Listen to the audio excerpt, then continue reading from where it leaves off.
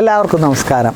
നമുക്കിന്നിവിടെ പറയാനുള്ളത്, പലരും എന്നോട് ചോദിച്ചിട്ടുണ്ട്, നമ്മൾ മന്ത്രോപദേശം എങ്ങനെയാണ് വാങ്ങേണ്ടത്, അല്ലെങ്കിൽ ഒരു മന്ത്രം ജപിച്ച് തുടങ്ങുകയാണെങ്കിൽ അത് നമുക്ക് ഇഷ്ടത്തിന് ജപിച്ച് തുടങ്ങാവോ, അല്ലെങ്കിൽ ഒരു ഗുരുവിൻ്റെ ഉപദേശം വാങ്ങണോ, അങ്ങനത്തെ കാര്യങ്ങൾ പലരും എന്നോട് ചോദിക്കേണ്ടായിട്ടുണ്ട്.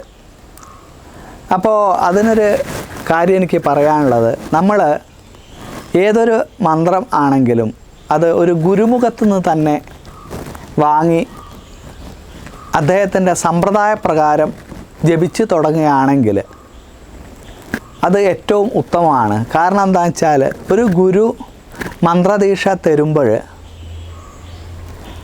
അദ്ദേഹത്തിൻ്റെ തറവാടിൻ്റെ മഹിമ, അല്ലെ തറവാട്ടിലെ ഉപാസനാമൂർത്തികളുടെ അനുഗ്രഹം, ഇതൊക്കെ ഈ മന്ത്രദീക്ഷയിൽ വരും. അപ്പോൾ അങ്ങനെ ഒരു ഗുരുമുഖത്തു നിന്ന് വാങ്ങിയിട്ട് നമ്മൾ മന്ത്രങ്ങൾ ജപിക്കുമ്പം അതിനൊരു പ്രത്യേകതയുണ്ട്.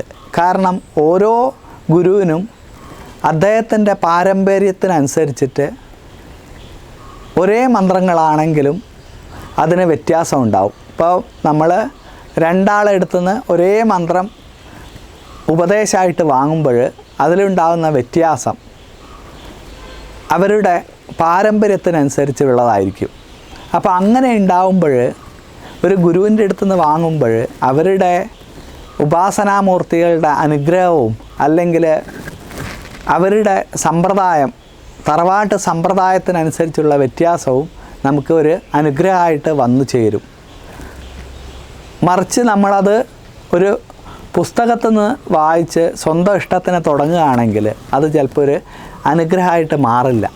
അതുകൊണ്ടാണ് നമ്മൾ ഗുരുമുഖത്തു നിന്ന് ഉപദേശമായിട്ട് മന്ത്രങ്ങൾ വാങ്ങി ആ തരത്തിൽ ജപിച്ച് തുടങ്ങണമെന്ന് പറയുന്നത്. ഇപ്പം ഗുരുമുഖത്തു നിന്ന് കിട്ടിയിട്ടുള്ള മന്ത്രങ്ങളാവുമ്പോൾ അത് അദ്ദേഹത്തിൻ്റെ അനുഗ്രഹം ഉണ്ടാവും, അദ്ദേഹത്തിൻ്റെ പരമ്പരയുടെ അനുഗ്രഹം ഉണ്ടാവും, ഉപാസനാമൂർത്തികളുടെ അനുഗ്രഹം ഉണ്ടാവും.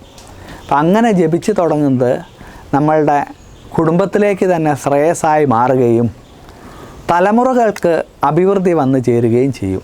അപ്പോൾ ഏതൊരു മന്ത്രവും ഗുരുമുഖത്തു നിന്ന് തന്നെ വാങ്ങി ആ രീതിയിൽ ജപിച്ച് തുടങ്ങണം.